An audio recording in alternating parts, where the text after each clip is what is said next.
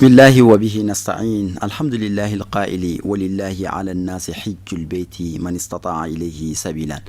والصلاة والسلام على سيدنا مولانا وطب قلوبنا بالقاسم محمد وعلى آل بيته الطيبين الطاهرين ومن والاهم بإحسان إلى يوم الدين أما نشرف لا تي في لجبا ومبوفو نسلامك فولينوي على كيشنا غهيننا كبركة على كوكك عني أو بلا جلي نبو أنسجنا كنا نيونسو عنga جمكان حكمكنا نوي دين بروي مي جمكان naskile no Shrif la TV jabarani ka nabi wuli ka sekra mo ma ni ka karamo bismillah wala saka baroke ni uye dine kuna fonuna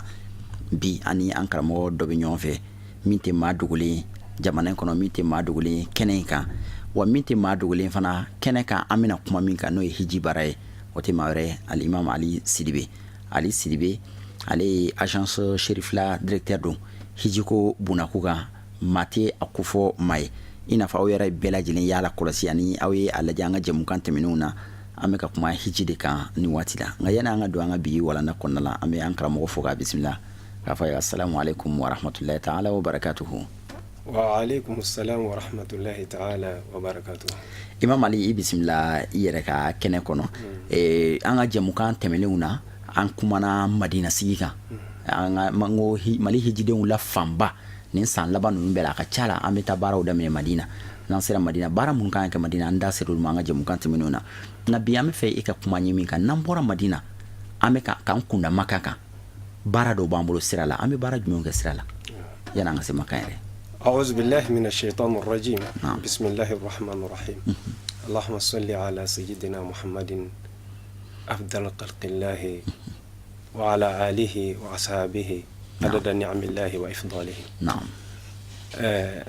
أمبيكا فولي لامنه كافو أما إن على فيها كيشين نماجدي أمبلا جلنگا نعم الله مبواني أمفلبو يمي فو تشينو إيكا بارك تشوكمنا كاين فنا الحمد لله donc يجي بارا يتابو فورا كاكما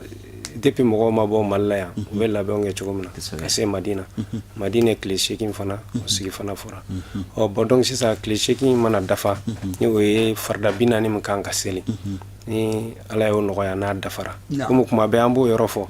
farda binani ni asoro odo ni ma sega ala besoro fana be no fumo ka o famu kosebe o yorenga wala ya meta kadi be ka clé farda binani seli ay ba do ngania do ali clé clé soro o be ado e ko donc no barade no ya sisa ka foko aw bina tamaka min yinne no tama den fe no rega gele tama kono abe hotel mununa bela jelengi ka labon ke hotel kono kabra abe hotel mina na sorla aka farda dafara fajirila selfana o kanga bo o ye kare buna kana jo aka hotelu dala donc abe nyini hijiden befe wati ngono i rega hotel lay i janaba ko ki sania ikanga namu filminta ina fo afle ere la chugumna ibo odun hotel belay mais ani fini de bila watina mais namunte barsa innamal a'lamal binniyat ina fo kirare afo chugumna alayhi salatu wassalam bara bebe ken ngani wa bara bena kerodu bokomi mogomi kuma na madnesi ga kuma no bega barsa na abna ta umrala shonu tigelu nyinendo bo dugoro shinu no be o nyinendo bon bo baraw beke hotel la donc na awilla sisa abu soro kana namu bi tayro mina na bu fuma ko al miqat naam hiji barade mi dine bare ko sabe abena kero do abena ke kuma do selfa da duru ke kuma de balaw yo tani ke kuma te bisega bege yoron ngele sigero kelina o bo abo chuga kelina ni ibnata makafana fini fana hal ni ya do madne kono ima fini de bila mais namu ti la folo naam ko sabe barsa foko namu ngani ya kofe bon ngani ya ta yoro mna afo mako al miqat bon madne kaw bolu kam miqatu yezul hulayfa nka bi a dɔnnen no ni abiyara ali a dɔnnen no ni yen nɔ ye donc o b'a sɔrɔ ko bɛɛ nɔgɔyalen no aw yɛrɛ bolo hôtel kɔnɔna na a y'aw ko a y'aw saniya donc n'aw taara fo ni mɔgɔ min bɛna seliji ta n'o tɛ o b'a sɔrɔ hali seliji bɛɛ b'aw la yen nɔ donc o la a bɛ sɔrɔ ka na kare bɛna jigin mais vraiment baara in kɔnɔ fɛn bɛɛ ye bato de ye bato yɛrɛ ye min ye kɛrɛnkɛrɛnnenya la i ni minnu bɛ ɲɔgɔn fɛ n'i hakili bɛ sigi n'olu ye na aw sera a b'aw janto karew jɔyɔrɔ la barisa kare kɔnɔ u bɛna carte numéro dɔ bɔ ka da aw bɛɛ ma i b'o numéro garder et puis a bɛ guidew ka inscription guidew bɛ min fɔ aw ye a b'o suit barisa a bɛ taa yɔrɔ min na yen nɔ jamaba de bɛ yen nɔ wa i b'a sɔrɔ a bɛɛ fini jɛmantigi cɛw n'u ka taafe musow fana bɛɛ fini jɛmantigi o agence bɛ si minnu da aw ma ou bien a bɛ groupe min nɔfɛ o bɛ sin min da aw ma n'a b'o o don aw la a bɛ danganani min siri aw kan na sin nin kan donc o la a b'aw janto o la kosɛbɛ a yɔrɔ tununi a ma nɔgɔn ni tununa a ka gɛlɛn kosɛbɛ donc n'aw sera yen nɔ de ŋaniya bɛ taa yen de donc aw mana se ka bɛn selifana seli ma misali ou bien aw mana bɛn farida min ma a b'o o farida seli o farida kɔfɛ a bɛna aw ka ŋaniya siri ou bien n'a ma bɛn ni farida kuma ye a bɛ don ka nafila arakan 2 seli a bɛ seli ni aya jumɛn de ye ayi jumɛn de ka nɔgɔ e ma fatiha kɔfɛ suran jumɛn de bɛ yen k'o ka nɔgɔ e ma o kalan i ka nafila seli in kɔfɛ donc sisan nɔ de sa i bɛ sɔrɔ ka na ŋaniya ta o la Usman i bɛ sɔrɔ ka n'i tilala farida seli la n'a sɔrɔ a bɛnna ni farida ye walima n'i tilala nafila seli la n'a sɔrɔ aw bɛnna n'o ye i bɛ sɔrɔ ka wuli k'i jɔ k'a fɔ ala ɲi i jaabi n bɛna umura kɛ i ka nɔgɔya n bolo i ka minɛ n bolo parce que an ka mɔgɔw u bɛ degun kosɛbɛ ni hiji bɛna se fo an ka taa kalan kɛ an ka kalan wa ɲɛfɔli de bɛ yen mais kalanni yɛrɛ tɛ barisa ni ye hiji jateminɛ hiji yɛrɛ bɛɛ ye duwawu de ye donc mɔgɔ tɛ taa mɔgɔ kala duwawu la duwawu y'a hami de e hami y'i ka wariko ye ne hami ye n ka kɛnɛyako ye donc bɛɛ n'i ta de don mais a yɔrɔ dɔw bɛ yen nɔ olu bɛ fɔ mɔgɔw ye ka mɔgɔw la faamuya o la o ye duwawu ye olu kɛrɛnkɛrɛnnenw bɛ yen nɔ mais wajibiw tɛ donc o la i bɛ wuli k'i jɔ de k'a fɔ ko fo n ka fɔ arabukan na o tɛ n filɛ k'a fɔ bamanankan na cogo min na i bɛ fɛn min mɛn n'i b'a fɔ o de don hali ne y'a fɔ arabukan na n'a y'a bamayɛlɛma a ti tɛmɛ nin kan Allahumma labbayka umratan Allahu akbar yassirha li wa taqabbalha li abana o kelen ne dɔ kana i yɛrɛ compliqué foyi la wuli k'i jɔ dɔrɔn i k'a fɔ ala n y'i jaabi n bɛna umra kɛ i ka nɔgɔya n bolo i ka minɛ n bolo bon dɔw y'a yira k'a fɔ ko anw bɛ umra min kɛ o ye fikihu kɔnɔ kumaw ye k'i bɛ se ka a spécifier k'a yira k'a fɔ ala n y'i jaabi n bɛna damuta hiji umra kɛ barisa anw bɛ hiji min kɛ a bɛ fɔ anw ta ma ko haju tamatɔ n'o ye Mali bɛ min kɛ an bɛ damuta de kɛ sabu anw bɛ fini don ka taa umra kɛ n'an tilala an bɛ fini bila fo ka hiji ma kɔnɔ barisa se t'an ye k'a fɔ an bɛna umra k'a d'a ma an bɛna hiji k'a d'a ma donc Usman n'an sera abiyara ali la n'o ye Zulhulefa ye nin baara ninnu de bɛ kɛ donc n'i y'o kɛ sisan n'i tilala o la i bɛ sɔrɔ ka labayika fɔ ka bɔ misiri kɔnɔ donc ka taa don mobili kɔnɔ sisan donc ni jama bɛ awɔ a bɛ labayika kɔni fɔli daminɛ o kɔni ye labayika fɔ de daminɛnen sisan sa Allahumma labbayk labbayk la sharika laka labbayk innal hamda wan ni'mata laka wal mulk la sharika lak o kɔni a b'o fɔ ka bɔ misiri kɔnɔ ka taa sa k'a ka mobiliw yɔrɔ ɲini ka taa aw sigi n'aw dafara mobili kɔnɔ a kɔni bɛ mobili kɔnɔ sa a b'o fɔ ka taa aw kunda Maka Imam Ali ni aw sera Maka aw ka baara jumɛn kan kɛ Maka bon ni a ye sira minɛ sisan nɔ a bɛ mobili de kɔnɔ o kɔni i y'a fɔ cogo min na o ye labayika fɔ de ye sa dɛ fo ka taa aw sɛgɛn barisa distance ka jan dɔɔni ka bɔ Madina ka taa Maka a bɛ se kilomɛtiri 450 ma a bɛ a ka jan dɔɔni donc o temps kɔnɔna na a b'a kɛ i b'a sɔrɔ e Usman bɛ a fɔ an b'a fɔ e nɔfɛ ne sɛgɛnna ne fana b'a fɔ tɔw b'a fɔ ne nɔfɛ a b'a falen falen aw ni ɲɔgɔn cɛ ten tɔ kuma dɔw la yɛrɛ a bɛɛ bɛ sɛgɛn donc a bɛ dɔɔni sunɔgɔ n'a wulila tuguni dayimana a b'a tugu k'a fɔ ka taa i y'a ye donc o la fo ka taa aw se Maka donc ni aw sera Maka sisan a bɛ sin hôtel la ka taa minɛnw bila hôtel la ka aw reposer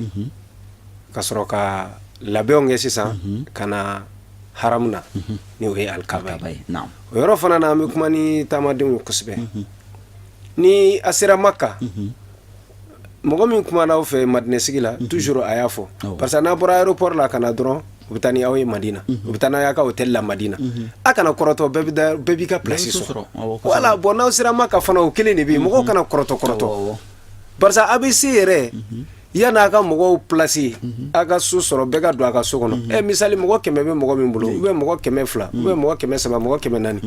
bon n'i ko k'i ka olu bɛɛ bisimila a bɛ tanta i b'a ye mɔgɔ fɔlɔ minnu bɛ kɔn ka so sɔrɔ ka dayɔrɔ sɔrɔ olu de bɛna kɔrɔtɔli daminɛ a yɛrɛ ɲɛ bɛ mɔgɔ tɔw jɔlen na hali olu ma so sɔrɔ an tɛ taa alikaba la an tɛ taa non kɔrɔtɔ ko tɛ wa an bɛ sabali mɔgɔ minnu b'aw kɔ u bɛ baara in ɲɛdɔn u b'a faamu u bɛ baara in kɛ n'u hakili a bɛ sabali a b'aw dusu majɔ barisa baara min b'aw ɲɛ aw t'a dɔn mais guide minnu b'aw ɲɛ guide in bɛ baara dɔn o b'a dɔn kosɛbɛ a b'aw reposer de puis mɔgɔw ka jɛ ni reposeli ye koyi alikaba yeli ka di bɛɛ ye alhamdulilayi i donna Maka ka ban ni Ala sɔnna ma fini jama in b'i la kɔni i bɛ alikaba ye inchallah donc o kɔnɔna na a bɛ ɲini u fɛ vraiment u ka sabali barisa aw bɛna taa alikaba yɛrɛ tawafu siɲɛ 7 a bɛ tila ka na safa ni marwa daminɛ a distance ka jan donc n'i y'a bɛɛ fara ɲɔgɔn kan a sɛgɛn ka bon i ye mobili kɔnɔ sigi min kɛ ka na a ka bon donc o la a bɛ ɲini taamadenw fɛ u k'u reposer a dɔw yɛrɛ la a bɛ se k'aw da ka hali heure damadɔni kɛ sunɔgɔ la a bɛ dumuni kɛ u bɛna aw lakunu o b'a sɔrɔ aw reposera a bɛ kɛ groupe ye là maintenant sa ka ɲɛsin ka na ali an presser don an ka taa alikaba la voilà donc o la a bɛ sɔrɔ ka na alikaba la depuis aw natɔ a b'a ye guide min b'aw ɲɛ a bɛ tagama serew yira aw la parce que jama don a tɛ taa tununi kɔ o kɔni o bɛ diya bɛɛ ma mais tununa ma ye o de tɛ tununa i bɛ ye donc a bɛ taa haram na n'a taara haram na o b'a sɔrɔ e kelen don ka naamu don cogo min na cɛw b'u ka naamu in kɛ ten n'aw donna alikaba yɛrɛ kɔnɔ a dontɔ duwawu bɛ yen o duwawu tɛ dɔwɛrɛ ye bisimilayi o ye aw dontɔ ye alikaba kɔnɔ n'aw donna a ɲɛ mana da alikaba yɛrɛ kan kumaw bɛ yen dɔw b'a fɔ Allahu akbar Allahu akbar Allahu akbar ka bonya sigi Ala ma Ala nin so in ye e ka so ba de Ala nin so in ye e ka so lahɔrɔma ye Ala nin so in ye e ka so tangani Ala i ye nin so in tanga cogo min na i ka anw yɛrɛ farisogo tanga ka bɔ tasuma ka jeni ma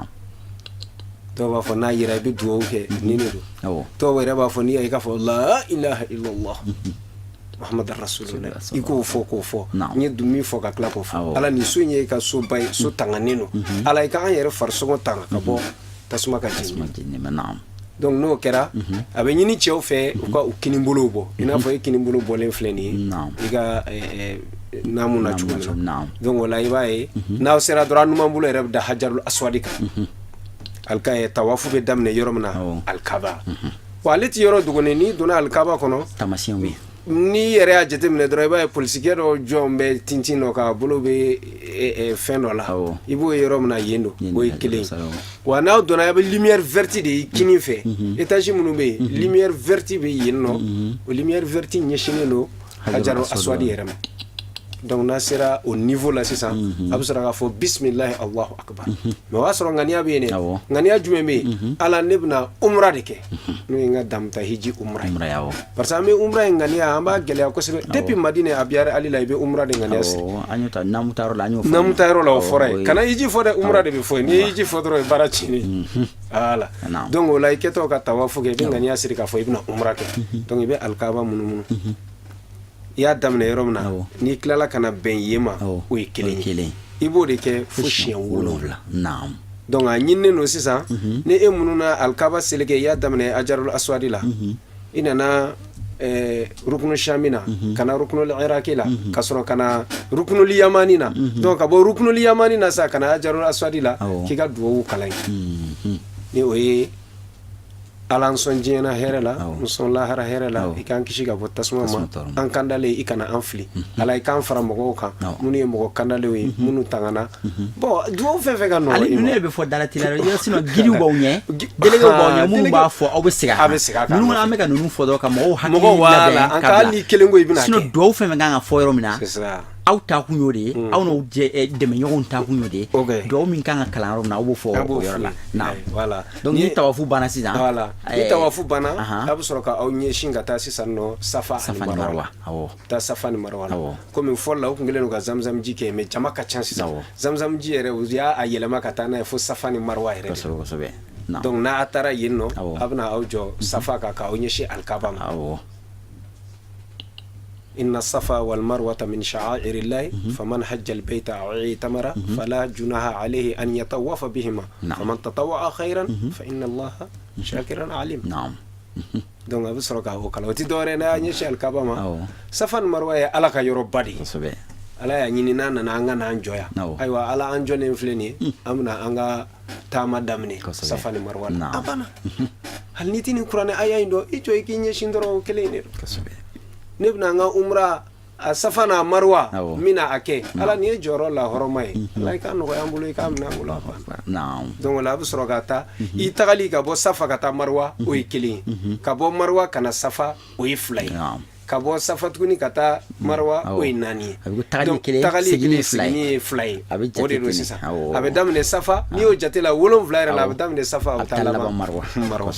donc na tara la ba marwa alhamdulillah we umra barabani wala sisa no aba aw den kerefe ay wa ka aw nyeshi al kabama do ni hami mi be awla o ira alala ala ko no yawi a folo ko ni anyani senge bam ga alay ko minani wala ga jin hami ni ga lara hami ni fom bi diku abu soro ka o duwo ke ya o duwo ke ko fati o tay donc la be nyini depuis je no tahallulu de na kessa a fo ne klala umra la menanga finimbla donc o finimbla la umra la anyini no chawfe ni diguni dorra konte aka pundi ngati o de nyinni no o ngani diguni dorra be mina ibse ga ita kwafi walma ibse ga dotike ala ka chama tike ala ka dotike ala kwa donc wala o tahallulu jume o koro de sisan ni fini kun kelen no ka femunu kuma ni aka bonema donc mina oke ni boto ke fini mina bla mina ngala dala fini no parce que fini doni a fen chama tun dagale no ye abulu haraki ma haramu ina fo voilà kalali kelen no fini o fini na misilla kalali o bolola kalali o ite odo cheto do voilà ite odo akono ite shono faratige ite aya musoko furuli iti mina ni den furu mi fega ni furu dati do furu kuma fiki dado furu kuma dati do olu donc comme mbaro mo comme kuma na madne siga ale kuma na o fenu ka wala abo soro wala daw kono donc olu femunu kuma ne ale no ka boyma tahallulu ino koro sisa mbora obela ngolo yana ka bo obela sisa donc olu besegna sisa ka dakai ali kunti kulushi do kuma te koro dun kulishima ibno lu bede do sisan no o koro fini ngoni ibita abla sodro ki gala dala fini ni fini mi flenna chebe ni nyon fla de ni nyon fla ta fe de sero fo ta joro ay fo ta koro kan ni da abana hiji bara be ken hiji bara we che muso kadi no muso bisega fini o fini kadi muso bisega hiji kai akera clorio cleri bisega hiji kai fimando a blemando bisega hiji sharia sutra mi nyini muso fe o de nyinne no muso fe dro aka hiji la abana sutra le me ko mi she chama anga fola jema kadi mo yi donc kira shuli ke kaka o de kama muso ba ke fini jema ana zerebu ka akala ka adola donc nan sera maka bara mi yama wajibu folo ye tiliala o de umra ye donc o ye bara no wale nan clara umra bara wala sa kunsigi tigele wala me ni namu fini bla ame se anga fini koro ma e ga fini me boyla ne tay me toila ni me to ana ame se anga fini koro ame so anga la dala fini koro ma ame se gide la dala fini fini maka bara etapu ba folo ye d'accord imam ali wati na chuga kama ni ko fe dakunya la ban jume umbi bulu ani ka la delikan jume ondi OK bon ala kan be se bon al ni ko fe sisa ni mo mi fana ko yani hiji kasi chena ne bi fega umra kem fay afatura ne fega umra kem bay afatura o kano e umra ke ni ga fini mi o fini jaman kelen bi bulu masjid Aisha be amba fongo Tan'im ibe o yoro nyingal ge gidu bo yoro foyi ibita yenno ibiti kan ngani ni taxi ti yara sa uti bla gidu bo wala ino besi ibiga finu tay bulu ibita e barsanya fo chugo na abara bena kero de ale fana be ke yoro mina o ya haram dandi donc o Tan'im ya bu ko masjid Ali masjid Aisha donc ni tara masjid Aisha ina sisa ibita ga ngani asri iga janaba ko ni barsa biga janaba ko ni ga fon beke iga sokonna nay ibiga fini yara do ina fo matne baga chugo na kana do taxi kono sa na tarani ye ibe do gara kan flasel ko fe ibe wuli ga fo ala ni jabi mina umra ke usmani naam ala ni jabi mina usma ke mina umra ke fatma tay naam ala no ga mulo ikamne to la ibla ka singana do taxi kono ale bni bla haramuna anye umra ke chugo fo chugo muna donc ibe ake o ke chugo fe ni yere ka ki yere fa ka na flow chama ga na flow ke wala ka tawafu cha ni ala so anda bina se o fana ma so na ay abna kuma fana ka ko ni na sira amna umra ke bado wala da fana bi bulo ko so wati ferle mi fana be no ninga ko nala donc ma laba mi be otitore dro bara yimi mo ko ka fam mo de ka gele ko sebe yote batu nunga no barsa mo ko ba awnye mimba mo beta hijila groupe be dine karamo do be dine karamo be blawnye ka batu en kecho yirawla ko sigate mo shila o me abara to nye doni o de gundo ni be donc la ni hiji fana de kuma sira o ba soro aga agence nye mo ye labe onke ka mobili ko nye na bo donc mobili nunu ye transport rotatif de buna auta kata awbla mina kasegi bo et puis ordre de be ala tirage de keleno ka bo mina kata kabo maga kata mina karsa de premier karsa de deuxième ola o ordre amba nyini vraiment ta madion fe krengre mali jidon ne ran kon be accent ge roka ni go mali jidon ma ay jo arana o ka gele mali jidon marawle mais kasoro an yere malien be an be ba baroke na nyamunu organiser le ama fo ya la ka nunu organiser le ku ye nyogon no fe mais an yere nyini ga mu ma yere barika ke iba hali mo organiser ku bla ko mo ka tu nyona ko nyonga fini mine min do mine ko fe do ba fo ala ibika shirina ibika samata bono kera mo mba mine ko fe ale fana be filsire ababla donc vraiment même ngoni kelea mali jide ma o organisation na fora ay arranjo anga sabali anga arranjo anchite famaye ala de famaye antara hijiro konna ambe kanda voyage de do anga sabali nyamo mo mba onye we mi fo ayo lame vraiment nere be min kelea o yodi ni munu nga turu sera na fora na do kare la kana gringiri et puis toujours Mali bunya jamana chere la muso bunya neno malla kosobe ame fait toujours mo ga to dynamique kono na fara ko kare na kangata chew yere ku jo folo muso ka ke premier angana giringiri anga keni arain anga keni ladamu na ntora giringiri na do giringiri to se ka yele do ka ba jugi do giringiri to shiga tu dola ka afrique ka binya ba jugi ba ba ka fini no bo me na ntara rana ordrula o kan kosobe yenyi ni ga ko kuma laba mi bulu vraiment weni la dikandi mo ka cha ko te basi yora kelena situ ni au ni ado mo na ubla ka ko fe be mindo akuma te bando beta c'est ça wati da te be do ka ni ngoni ka ne mission nyana jarai mama fe ka continuer ni bora ni na ibita ali transport rotatif bise ka taola la plaque ta ni mo sera mina baramunu kanga ka arafa ami duo ke abara tabulo kan kusbe al sala ka anyambulo ambe duo ke tamadin fefe kume alkabaka mali dorontere tien fambe alaka benyima bo ka benyima se kata bara nuge herela ya rabbi alaka ke nasira ka kene yake lafiya kono ala makera ya rabbi alaka amine fana alaka labangu manda ambela jilema alaka ansutra alaka na labla sallallahu alaihi wasallam hiji bara ama no tumadola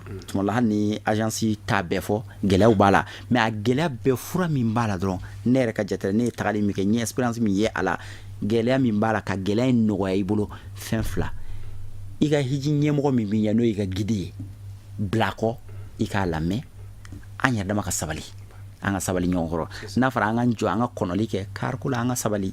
anga na do anga shamuru bina yirana anga sabali anga voyage katani yorla mubli binali anga sabali drone ya furay sino atina fo ibi barade imana boy barakoni itara dunya la ko be de ba kono e bi ni mo foso be anda bina sulu be inshallah ni mo foso be ba jo fe akoka cha wala mais adécoute de oré de Ousmane oui il mi fo o de basi inshallah gidi mbenye oui bon alhamdulillah ma ala tanu ala ni ankram wa idara sababu ani bara ere chugula e be magan sraga sisa bientôt fait ba 100 ans 100 mois nyogona be no sigatala alhamdulillah mais on me kuma mi fo awo hijiden dalento la daleno mina ibado no Salo 2007 hiji la mimborai o e mi foi o de afai o de la katweni mi wati vega me kasoro o mi ga fale ka biketa ne de tara ira wala ede anyero la kama go de ala ka fo ko mandala amere fuki wala mano amaro ni wati na aula soro manno hiji barakela shi soro manno setu kanisi ga wati wala amanno ni wati me ka bara do to en kana nga wele jabi wala saka na kuno funi di hiji de uma ambi foki wala mano la ka bunya masigini fuli la singata an karamo male mi ni ko imbe so no ya sida Sherif Usman Madan Haidara ana ka dimaya na kan bawo belajile ambe Allah taala de ala ku me anye ala ku me ankoro kasin ka do ke awere fana au hiji de nyina hiji hiji ala hiji latige munu ye ɲina n'aw bɛ taa hiji baaraw kɛ an bɛ Alahu taala deli ala ka kɛnɛya dafalen di ala ka nɔgɔya ala ka minɛ an bɛɛ lajɛlen minnu yɛrɛ fana ma sɔrɔ fɔlɔ ala kana to mɔgɔ si ma kunpala ala ka nɔgɔya kɛ bɛɛ lajɛlen minnu yɛrɛ fana y'a kɛ ka tɛmɛ ala ka minɛ ala ka seginni fana nɔgɔya u bɛɛ lajɛlen k'aw fo ka waleɲuman dɔn aw ka jɛmukan in kanu na n'o ye diinɛ baro ye aw minnu ni diinɛ baro tɛ fɔ aw kɔ waati si la jamana in kɔnɔ ani jamana in kɔ kan an bɛ Alahu taala deli ala ka sigida nataw yira ani aw bɛɛ lajɛlen na wa akhiru da'wana alhamdulillahi rabbil alamin wassalamu alaikum wa rahmatullahi ta'ala wa barakatuhu